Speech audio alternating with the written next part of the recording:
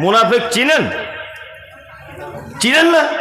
আমি আপনাকে বলে দিয়ে যাই মুনাফিককে। এক, এখানে আলেম ওলামারা আছেন, ভালো করে জানেন এইখান থেকে তিন দিকে তিনটে রাস্তা গেছে। একটা গেছে ডোমকল, একটা গেছে ওই আপনার ভাকুড়ির মোড়ের দিকে, আর একটা এদিক দিয়ে ধরে গেছে, ধরে না লালগোলার দিকে চলে গেছে। তা এই মোড়টাতে আপনারা কি বলেন? তিন মাথা, চৌমাথা, তাই না? এরকম বলি না? বলি। তিন মাথা মানে যেদিকে তিনটে রাস্তা গেছে, চৌমাথা মানে যেদিকে চার দিক দিয়ে যাওয়া যায়। এই যে চৌমাথা বা তিন মাথা, আরবিতে এই শব্দটা বা এই জায়গাটার নাম হচ্ছে নিফাক। নিফাক মানে এই যে এটা হচ্ছে একটা রাস্তা, চৌমাথা, মুখটা। এখান থেকেই কথা বলা যাবে মোমেনের ব্যাপারে, এখান থেকেই কথা বলা যাবে বেঈমান হওয়ার জন্যে, এখান থেকেই কথা বলা যাবে মিথ্যা, এখান থেকেই কোরআন তেলাওয়াত, এখান থেকেই পরে দুর্নাম, এখান থেকেই মানে গীবত, পরনিন্দা। এই জায়গাটাকে বলা হয় কি? নিফাক।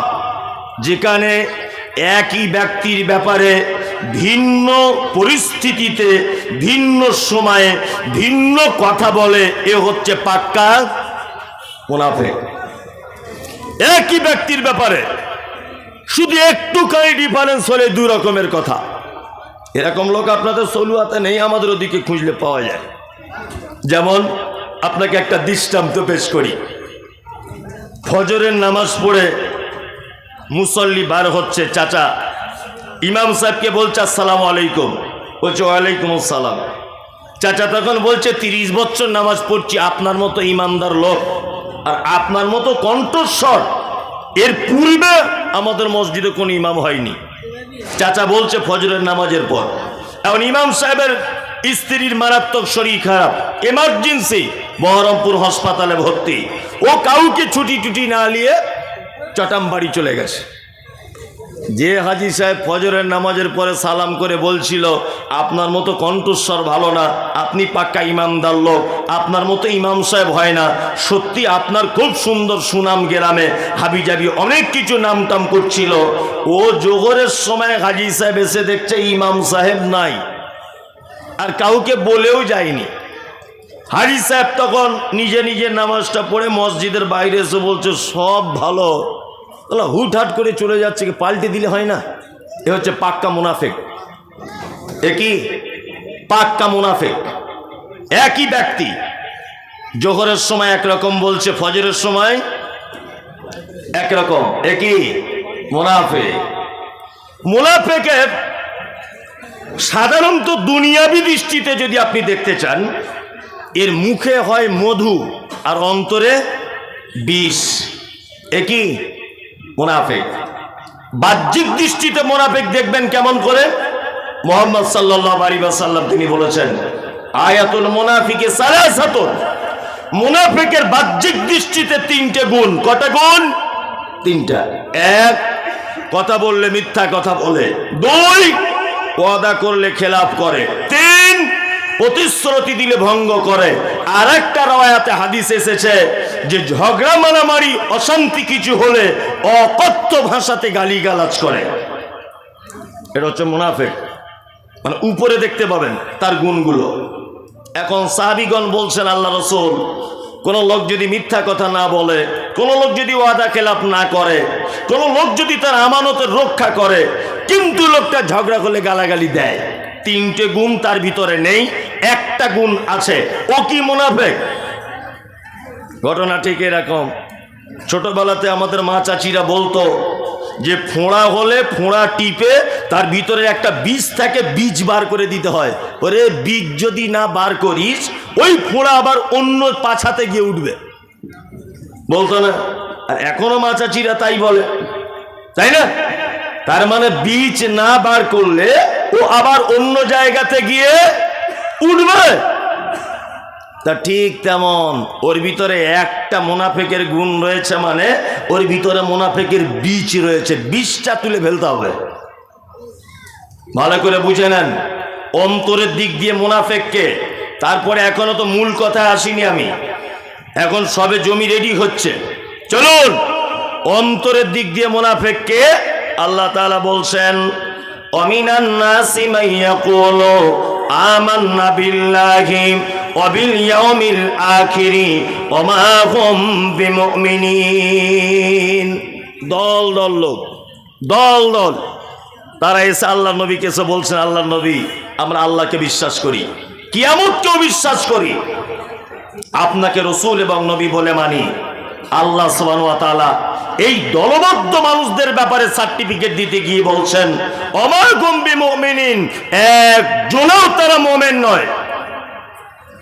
আপনার কাছে ঈমানের স্বীকৃতি দেয় আর আপনার গোপন তথ্যগুলো সব আবু জেহেল, আবু লাহাব, উতবা, সাইবা, মুনাফিকদের সর্দার তাদের কাছে গিয়ে সব ফাঁস করে দেয়। এরা হচ্ছে মুনাফিক।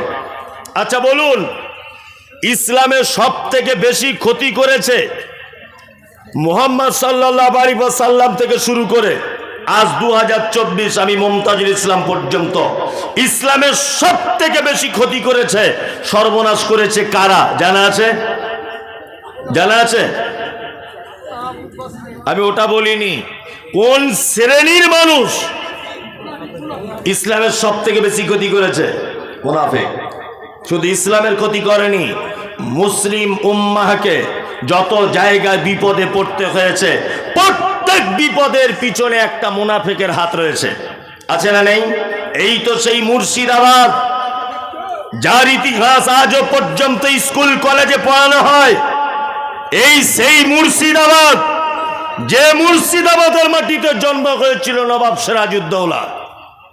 মনে আছে ব্রিটিশরা যখন বিল পাস করেছিল, পার্লামেন্টে ইতিহাস পড়ে দেখবেন, মুসলমান দাড়ি রাখলে কর লাগবে, মুসলমান নামের আগে মোহাম্মদ লিখলে কর লাগবে, মুসলিমরা পাঞ্জাবি পরে ঘুরলে তার কর লাগবে, মুসলিমরা একটা দুটোর বেশি বাচ্চা হলে তার কর লাগবে, মসজিদ বানাতে গেলে কর লাগবে, মাদ্রাসা তো দূরের কথা। এইরকম ভাবে মুসলিমদের বিপক্ষে যখন ব্রিটিশ সরকার যখন বারবার পদক্ষেপ নিচ্ছিলেন, নীল চাষীদের কাছ থেকে মেরে ধরে জোর করে অধিক কর আদায় করার সিদ্ধান্ত যখন নেওয়া হচ্ছিল, এই নবাব সিরাজউদ্দৌলা ব্রিটিশকে এই দেশ ছাড়া করার জন্য নদিয়ার পলাশীর আমবাগানে যুদ্ধ ডেকেছিলেন। মনে আছে এটা? পলাশীর আমবাগানে যুদ্ধতে জয়লাভ করেছিলেন না? হারতে হয়েছিল, হারতে হয়েছিল। আপনি নিশ্চয় এটাও জানেন যে নবাব সিরাজকে পলাশীর আমবাগানকে মার খেয়ে চলে আসতে হয়েছিল। সব থেকে বড় যে লোকটার হাত ছিল তার নাম হচ্ছে মীর জাফর আলী, পাক্কা বদমাইশ লোক। এ থাকতো নবাবের সাথে, এ থাকতো নবাবের কাছে, নবাবের খেত, নবাবের ঘোড়ায় চড়ত, নবাবের বাড়িতে বসবাস করত, কিন্তু নবাবের সঙ্গে তার অঙ্গীকারবদ্ধ ছিল যে আমাদের গোপন তথ্য যা কিছু হবে ব্রিটিশদের কাছে পৌঁছানো যাবে না। পলাশীর আমবাগানে ওদেরকে আমরা রণকৌশলের মাধ্যমে পরাজয় করবই, তবে ছাড়বো ওদেরকে, বাংলা ছাড়া করব, ভারত ছাড়া করে দেবো ব্রিটিশকে। আজকে নদিয়ার পলাশীর আমবাগানে তার ফলাফল হবে। আর এই বেঈমান বিশ্বাসঘাতক মীর জাফর আলী সমস্ত নবাব সিরাজউদ্দৌলার কথাবার্তারা ব্রিটিশদের কাছে গিয়ে চালান করে দেওয়ার ফলে ব্রিটিশরা নবাব সিরাজের সমস্ত গোপন তথ্য জেনে যাবার পরে নবাব সিরাজকে এবং তার দলবলকে মারতে সুবিধা হয়েছিল। আমি প্রথম যখন বক্তব্য জগতে বক্তব্য রাখতে আসি, তখন বক্তব্য রাখতে রাখতে একাধিক বক্তব্যতে বলেছি যে ডাক্তার জাকির নায়েককে দেশ থেকে তাড়ানো হয়েছে, এর জন্য ভারতবর্ষের সরকার তিনি দায়ী। আমি এ কথা একাধিকবার বক্তব্যতে বলেছি। ডাক্তার জাকির নায়েককে দেশ ছাড়তে হয়েছে, অমিত বাবু এর জন্য দায়ী, এ কথা আমি বলেছি। ডাক্তার জাকির নায়েককে বক্তব্য দেওয়া হয়নি, মুম্বাই থেকে তাড়িয়ে দেওয়া হয়েছে, এর জন্য দায়ী হয়তো আমাদের দিলীপ বাবু। এরকম অনেক বক্তব্য রেখেছি। তারপরে ওনার ব্যাপারে বিভিন্ন ওয়েবসাইট, বিভিন্ন জ্ঞানীগুণী ওনার সঙ্গে যারা পিস টিভিতে কাজ করতেন তাদের সাথে সেই সমস্ত আলেমদের সঙ্গে কথাবার্তারা বুঝে আমি যা বুঝলাম, তাতে করে ডাক্তার জাকির নায়েক এই দেশ ছাড়তে নরেন্দ্র মোদীর যত না অবদান, যত না হাত রয়েছে, অমিত বাবুর যত না হাত রয়েছে, দিলীপ বাবুর যত না হাত রয়েছে, তার থেকে ওই লোকটাকে দেশ ছাড়ার পিছনে সব থেকে বড় হাত রয়েছে দাড়িওয়ালা, টুপিওয়ালা, বড় পাঞ্জাবিওয়ালা মুনাফিক হুজুরদের। এই মুনাফিক হুজুররা বাংলাদেশের প্রখ্যাত আলেম, সকলেই জানেন নাম হলো তার আব্দুর রাজ্জাক বিন ইউসুফ। ইন্ডিয়া কারুর বইয়ের শাড়ি ধরে টেনেছে, কারুর মেয়ের ওড়না ধরে টেনেছে, ও কেন ভিসা পায় না? তসলিমা নাসরিন একজন ব্যভিচারিণী মহিলা, সে ভারতবর্ষে আসার ভিসা পায়, আর আব্দুর রাজ্জাক বিন ইউসুফ ভিসা পায় না কেন? কি তোমার সর্বনাশ করেছে? ভিসা পায় না এই বিশ্বাসঘাতক মুনাফেক, দাড়িওয়ালা, বড় পাঞ্জাবিওয়ালা, টুপিওয়ালা, পীর ফকির হুজুর, এই মুনাফেকদের দলেরা এদেরকে ভিসা আটকে দেয়। সব সমাতে গিয়ে অভিযোগ করার কারণে এদের ভিসা থেকে বঞ্চিত করা হয়। ইসলামের সব থেকে বড় সর্বনাশ করেছে কারা? এই কোন দিকে পানির বোতল দেখেননি চোখে? আমার দিকে ফিরতে হবে, পানির বোতল দেখছে, এদিকে ফিরুন। ইসলামের তাহলে সব থেকে বড় সর্বনাশ করেছে কারা? মুনাফেকরা। এইবার আপনাদের একটা একটা করে কোরআনের আয়াত বলছি, আর আমার যদি কোথাও মিস হয়ে যায়, পিছনে আলেম ওলামারা বসে আছে, আমাকে নক করবেন, কোনো অসুবিধা নেই, এখনই নক করবেন, স্টেজেই নক করবেন যেটা আপনি ভুল বলে দিলেন। এক, পৃথিবীর সব থেকে বড় পাপ, হাদিস এবং কোরআনে 70টা কাবিরা পাপ খুঁজে পাওয়া যায়। কটা? 70টা। তার প্রথম নম্বরে শিরক, পৃথিবীর সব থেকে বড় কাবিরা পাপ। কি নাম? শিরক, তাই তো? দ্বিতীয় বড় পাপ, আমি সিরিয়াল বাই বলতে পারছি না, তবে দ্বিতীয় বড় পাপ ধরে নেন এতিমের মাল অন্যায়ভাবে আত্মসাৎ করা। তৃতীয় বড় পাপ, পিতামাতার সঙ্গে অসৎ ব্যবহার করা। চতুর্থ বড় পাপ, মিথ্যা সাক্ষ্য প্রদান করা। পঞ্চম নম্বর বড় পাপ, যুদ্ধের ময়দান থেকে পালিয়ে যাওয়া। ষষ্ঠম নম্বর বড় পাপ, সুদের টাকা খাওয়া। সপ্তম নম্বর বড় পাপ, ব্যভিচারে লিপ্ত হওয়া। এইগুলো হচ্ছে পৃথিবীতে 70টা বড় পাপের ভিতরে সিরিয়াল বললাম 7টা। এগুলো হচ্ছে পাপের জগতে বড় বড় পাপ, আরো আছে। এবার আপনাকে বলছি, একটা লোক শিরিক করলো, একটা লোক শিরিক করলো, ও জাহান্নামে যাবে। 2, একটা লোক পিতামাতার সঙ্গে সদ্ব্যবহার করলো, ও জাহান্নাম যাবে। একটা লোক মদ পান করলো, ও জাহান্নামে যাবে। তবে এখানে যত আলেম ওলামা আছেন এবং আপনারা আছেন, আপনারা একজনে এটা প্রমাণ করে আমাকে দেখান যে আল্লাহ সুবহানাহু ওয়া তাআলা মুশরিকদের ব্যাপারে এবং পিতামাতার অবাধ্যকারীর ব্যাপারে, সুদ পান করার ব্যাপারে, ঘুষ খাওয়ার ব্যাপারে, জেনা করার ব্যাপারে নির্দিষ্ট জাহান্নামের কোন জায়গা, স্থান উল্লেখ করেছে যে এই জায়গাটায় মদ পানকারী থাকবে, এরকম একটাও নাই। কিন্তু আল্লাহ সুবহানাহু ওয়া তাআলা মুনাফিকদের ব্যাপারে বলতে গিয়ে বলছেন, ইন্নাল মুনাফিকিনা ফিদ দারকিল আসফালি মিনান নার। নিশ্চয়ই মুনাফিকরা তো নিকৃষ্ট পাপী যে ওদেরকে জাহান্নামের একেবারে নিম্ন স্তরে তলাতে রাখা হবে। শিরিক করেছে লোকটা, জাহান্নাম যাবে, স্বাভাবিক গতিতে জাহান্নামে থাকবে। পিতামাতার সঙ্গে অসৎ ব্যবহার করেছে, স্বাভাবিক গতিতে জাহান্নামে থাকবে। তবে যদি কেউ মুনাফিক হয় তাহলে জাহান্নামের কোথায় থাকবে? একেবারে নিচে, তাই না? চলুন এবার আপনাকে আর একটা কোরআনের আয়াত বলে দিই। এক, আমি মুমতাজুল ইসলাম কোটি কোটি টাকার সুদ খেয়েছি, আমি মারা গেলাম আজকে রাতে, কাল জোহরের পরে আমার জানাজা হবে। আপনি জানাজা পড়লেন, ভালো করে বুঝবেন, আপনি জানাজা পড়লেন। আচ্ছা বলুন, মুনাফিকদের কেউ যদি মারা যায় তাহলে তার জানাজার নামাজ পড়া যাবে কি যাবে না? জানা আছে? একজনা বলছে যাবে, মানে যা বুঝেছে তাই বলেছে। মুনাফিকদের সর্দার ছিল কে? আব্দুল্লাহ ইবনে উবাই। ঘটনাটা ভালো করে শুনবেন। আব্দুল্লাহ ইবনে উবাই ইবনে সুলুল মুনাফিকদের সর্দার মারা গেল। মারা যাবার পর তারই বেটা, নাম তার আব্দুল্লাহ, আল্লাহর নবীকে সে বলছেন, আল্লাহর নবী আমি চাইছি আপনার গায়ের জামাটা একটু খুলে দেন, আমার আব্বার কাফন হোক। ভালো করে বুঝবেন, কার জন্য কাফনের জন্য জামা চাইছে? মুনাফিকদের সর্দার, তার বাপ মারা গেছে তাই। আল্লাহ নবী সাল্লাল্লাহু আলাইহি ওয়াসাল্লাম জামাটা খুলে দিলেন, যাও জামাটা নিয়ে যাও। হযরত ওমর তো রাগী মানুষ, হযরত ওমর রাগে একদম ফুলছে যে মুনাফিকদের একজন মারা গেল আর আপনি তার জন্য জামা খুলে দিচ্ছেন। জামাটা রেখে আসার পরে আব্দুল্লাহ আবার এসে বলছেন, আল্লাহ নবী, আমি চাইছি আপনি আমার আব্বার জানাজার সালাত আদায় করাবেন। আল্লাহ রসুল এইভাবে উঠলেন। যখন উঠেছেন, হাদিসে এসেছে, জিজ্ঞাসা করুন, পিছন দিক দিয়ে হযরত ওমর জামাটা ধরে রেখেছে এরকম ভাবে আল্লাহ রসুলের। তা আল্লাহ রসুল বলছেন, কি ব্যাপার, জামা ধরছো কেন তুমি? তখন হযরত ওমর বলছেন, আল্লাহ রসুল, আপনি কার জানাজা পড়তে যাচ্ছেন? ও তো মুনাফিকদের সর্দার। তখন আল্লাহ রসুল বলছেন, আমাকে তো এই ব্যাপারে কিছু বলা হয়নি, তার মানে ওহী অবতীর্ণ হয়নি। এই কথা যখন আল্লাহ রসুল বলেছেন, তখন হযরত ওমরের মনটা খুব খারাপ। জিস, আল্লাহ মানা করলো না আর আমি মানা করে দিলাম আল্লাহ রসুলকে, এটা কঠিন ব্যাপার। আল্লাহ রসুল জানাজার সালাত আদায় করালেন কার? মুনাফিকের।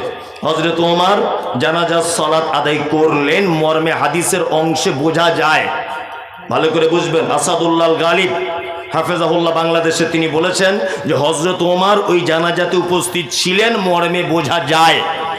জানাজার পরেও হযরত ওমর ফারুক রাদিয়াল্লাহু তাআলা আনহু আল্লাহ রসুলের সামনে যেতে পারছেন না, ভয় করছেন, লজ্জাবোধ করছেন, নিজেকে ছোট মনে করছেন যে আল্লাহ যেখানে ওহী নাজিল করলো না, অথচ আমি হযরত ওমর একটা ছোট মাপের মানুষ, আমি আল্লাহ রসুলের জামা ধরে টানলাম যে আপনি মুনাফিকদের জানাজার সালাত আদায় করবেন না। এই দেখুন কোরআনে আয়াত অবতীর্ণ হলো, সূরা তাওবা আয়াত নম্বর 84। আল্লাহ তাআলা বলছেন, ওয়ালা তুসাল্লি আলা আহাদিন মিনহুম মাতা আবাদা। নবী, মুনাফিকদের ভিতরে যদি কেউ মারা যায়, কোশ্চিন কালেও আপনি তাদের জানাজার সালাত আদায় করবেন না। কোরআনের আয়াত অবতীর্ণ হয়ে গেল। তার মানে হযরত ওমরের রায় কে? আল্লাহর দরবারে, মানে তার জ্ঞানের পারদর্শিকতা আল্লাহর দরবারে মারাত্মক গুরুত্ব পেয়ে গেল, তাই না? এই জন্য আল্লাহ রসুল কি বলেছেন, আমি চলে যাবার পরে যদি কেউ নবী হয় বা যদি কেউ নবী হতো, কে হতো? হযরত ওমর। কেন? এই কারণে হতো হযরত ওমর, তার জ্ঞানের পারদর্শিকতা ওজন করে মাপে আনা যাবে না। হযরত ওমর বলেছিলেন, আল্লাহ রসুল মুনাফিকদের জানাজা যাবেন না। আল্লাহ রসুল জানাজা পড়ালেন, কোরআনের আয়াত অবতীর্ণ হলো, ওয়ালা তুসাল্লি আলা আহাদিম মিনহুম মাতা আবাদা ওয়ালা তাকুম আলা কবরিহি। আরে মুনাফিকদের জানাজা পড়বেন না, এটা তো পড়বেন না, ওয়ালা তাকুম আলা কবরিহি, আপনি তাদের কবরে পর্যন্ত দাঁড়াতে পারবেন না।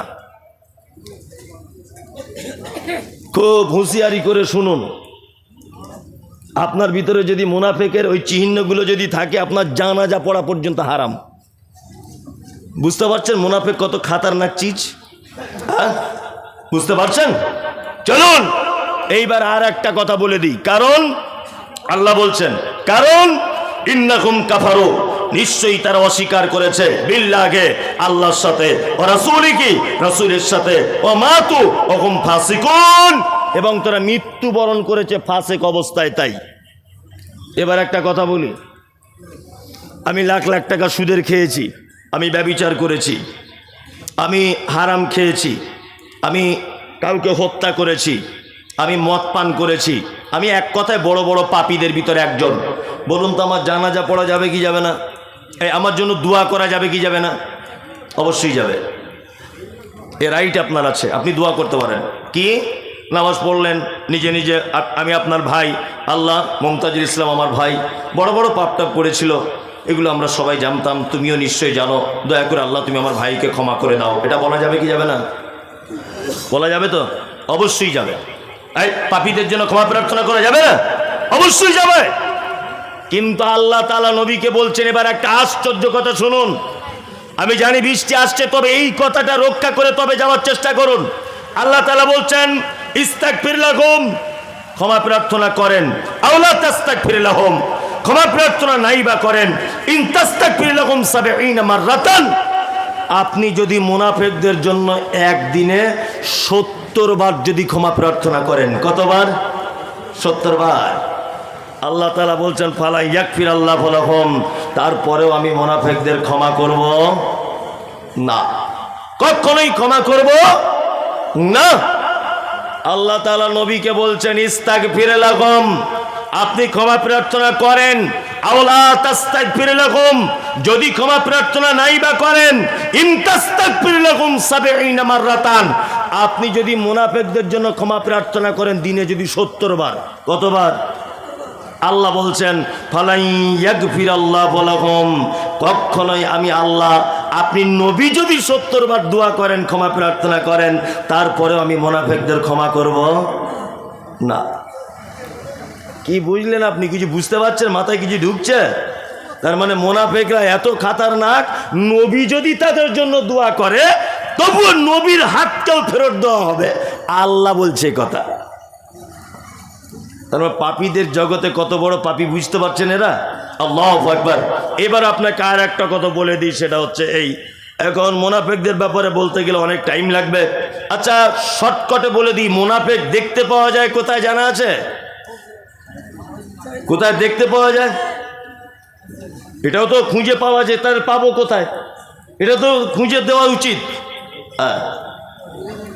আপনি সিনেমা হলে যান, সবাই শালি দুলা ভাই দুজনা ঠ্যাঙের উপরে ঠ্যাং তুলে দিয়ে 20 কোস दूर से अगर कोई बच्ची रोते माँ कहती है कि बच्ची सो जा गब्बर सिंह आ जाएगा, সোলে বইয়ের ডায়লগ শুনছে বসে বসে।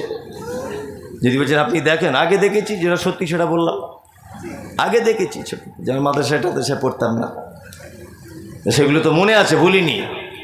এখন সোলে বই দেখছে বসে বসে শালি দুলা ভাই, ওখানে মুনাফিক নেই, সবাই মজা মস্তিতে ব্যস্ত। সিনেমা হলে কেউ মুনাফিক আছে না? বাজার করতে যাবেন, বাজারে মুনাফিক নেই, সবাই আলু পেঁয়াজ বেগুন দাম দর করতে ব্যস্ত, তাই না? এখন আমি তো যা দেখতে পাচ্ছি, মুনাফিক এখন ৩-৪টে জায়গায় সব থেকে বেশি বাসা বেঁধেছে। তার ভিতরে ১ নম্বরে আল্লাহর ঘরে, মসজিদের ভিতরে।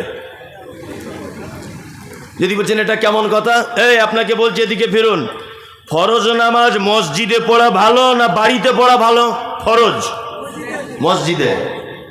আর ইমাম সাহেব আসসালামু আলাইকুম ওয়া রাহমাতুল্লাহ, আসসালামু আলাইকুম ওয়া রাহমাতুল্লাহ, আস্তাগফিরুল্লাহ আস্তাগফিরুল্লাহ, আল্লাহু আকবার আল্লাহু আকবার, আল্লাহুম্মা আনতাস সালাম ওয়া মিনকাস সালাম, তাবারাকতা ইয়া যাল জালালি ওয়াল ইকরাম, রব্বি আইনি আলা যিকরিকা, যত রকমের আপনার জিকির আজগার আছে সব কিছু করলেন। তারপরে বাকি সুন্নত কোথায় পড়া ভালো? মানে হযরত মুহাম্মদ সাল্লাল্লাহু আলাইহি ওয়াসাল্লাম এত বড় বৈজ্ঞানিক ছিলেন, তিনি ঠিক ধরেছেন যে এদের যদি মসজিদে সুন্নতের পারমিশন দিয়ে দেওয়া যায়, তাহলে কার বউ কোথায় যাচ্ছে, আর কার ছেলে কি করে, কার জমি কেমন, কার মোটর সাইকেল কি কালারের, এইসব দুনিয়াবি কথাতে এরা বসে বসে টাইম নষ্ট করবে। ওই জন্য মসজিদে ফরজ নামাজ শেষ, বাড়ি চলে এসো, বাড়িতে সুন্নতের জন্য প্রস্তুতি নাও। আর আমরা মসজিদে তো সুন্নত পড়ি, আর বসে বসে 4-5 জন বুড়া মিলে বলছে একটা কথা বলবো তোকে, বলছে কি, বলছে মমতাজি মৌলবি কি করে মোটর সাইকেলটা কিনলো বলতো।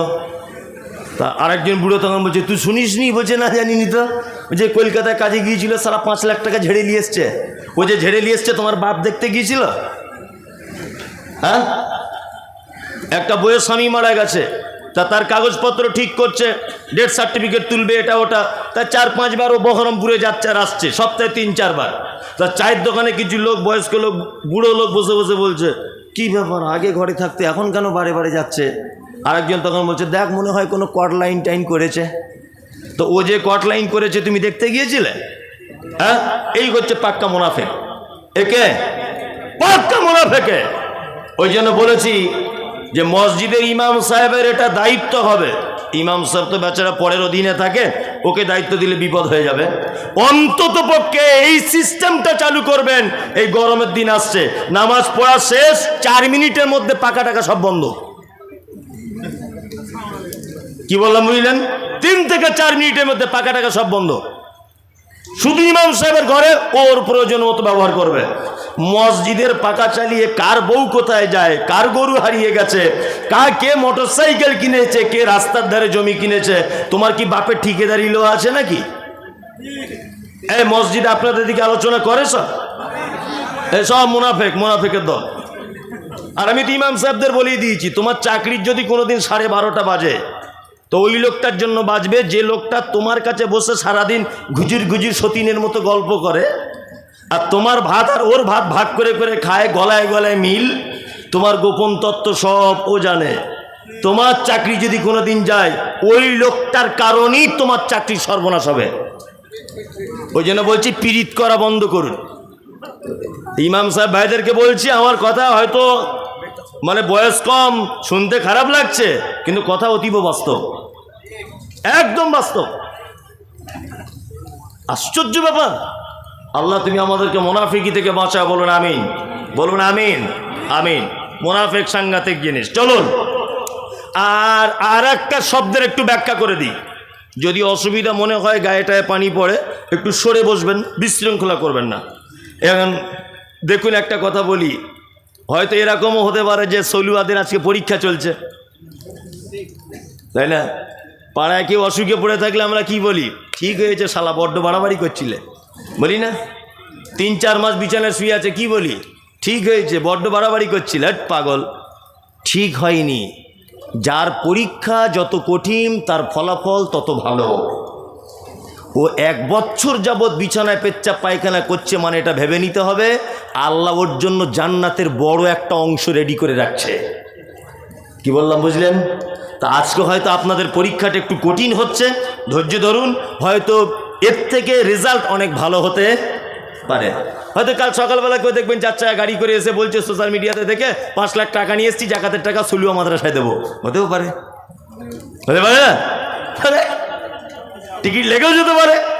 যাই হোক, তার মানে আপনারা অসহ্য হয়েন না, বসে যান। 1, 2 আর একটা উপাধির কথা বলি, মোশরেক। মোশরেক কোন কোরআনে আছে না? আচ্ছা, কারা মোশরেক? কারা? একজন বলছে হিন্দুরা, বলছে হিন্দুরা। এই পাগল, হিন্দুরা মোশরেক নয়। এই ব্যাপারটা অনেক আলেম ওলামা আছে, ব্যাপারটা বুঝে না। আমি বলেছি অনেক, কারণ নাম করে বলিনি, তারা ব্যাপারটা বুঝেই না। মোশরেক বলতে হিন্দু, আমাদের বর্তমান সমাজে যত ধর্ম দেখতে পাওয়া যায়, আপনার হিন্দু, খ্রিস্টান, জৈন, ইহুদি, হাঁড়ি, চুয়ার, চামার, মেথর, বাগদি, ছুতর, যত আর কি দুনিয়া ধর্ম নামে পরিচিত আছে, এরা একজনা মোশরেক নয়। এরা হচ্ছে সব সাবেঈ। এরা কি? সাবেঈ। কোরআনের শব্দ এসেছে সাবেঈ। সাবেঈ কারা? সাবেঈ হচ্ছে তারা যারা আল্লাহকে বিশ্বাস করে, তারপরেও এক একটা দেবদেবীর এক এক রকমের আলাদা আলাদা পাওয়ার আছে, এইটা বিশ্বাস করে। এরা হচ্ছে সাবেঈ। হিন্দু ভাইকে জিজ্ঞাসা করবেন এই বৃষ্টি দিচ্ছে কে, ও এক চান্সে বলবে উপরওয়ালা, বলবে না? তার মানে ও জানে উপরে একজন আল্লাহ আছে, কিন্তু ওই লোকটাই তার বেটাকে বলছে, তার বেটিকে বলছে, এই আজকে সরস্বতী পুজো, সরস্বতী হচ্ছে বিদ্যার দেবী, যদি চাকরি বাকরি পেতে চাস তাহলে সরস্বতীর কাছে যা। তার মানে চাকরির ডিপার্টমেন্ট আর লেখাপড়ার ডিপার্টমেন্টটা সরস্বতীর আছে, এটা ওর বিশ্বাস। আর যারা লোহালক করে ব্যবসা করে, ওরা কি পূজা করে? বিশ্বকর্মা, মানে ওদের দামি বিশ্বকর্মার হাতে লোহালক করে ডিপার্টমেন্ট আছে, তাই না? আর হিন্দু ভাইরা পুকুরে যখন স্নান করতে যায়, তখন দেখবেন এইরকম এরকম করছে না? হিন্দু শাস্ত্রের দাবি হচ্ছে এই, সারা পৃথিবীতে যত মানুষ এবং যা কিছুর আগমন, প্রত্যেক প্রাণী গঙ্গা দেবীর সন্তান। তার মানে একটা মানুষ কতদিন বাঁচবে, একটা মানুষ কতদিন পর মৃত্যুবরণ করবে, তার কতদিন পৃথিবীতে থাকা হবে, কতদিন অসুখে পড়ে থাকবে, কতদিন চাকরিজীবী হবে, কতদিন রিটায়ার করবে, এ টু জেড বিষয়ে গঙ্গা দেবীর ডিপার্টমেন্টে রয়েছে। ওই জন্য বুড়া লোক পানিতে নেমে এরকম করে বলতে চায়, মা গঙ্গা দেবী 70 বছর তো হয়ে গেল, আর অন্তত 10টা বছর বাঁচিয়ে দাও, কারণ ডিপার্টমেন্ট তোমার হাতে। এ হচ্ছে কি? সাবেঈ। যদি বলছেন মমতাজুল সাহেব মোশরেক কে, মোশরেক আমাদের ভিতরে। মোশরেক কারা? নামধারী মুসলমানদের ভিতরে। হিন্দু মোশরেক নয়, ইহুদি মোশরেক নয়, কলবিল যত আছে এরা কেউ মোশরেক নয়। মোশরেক কে?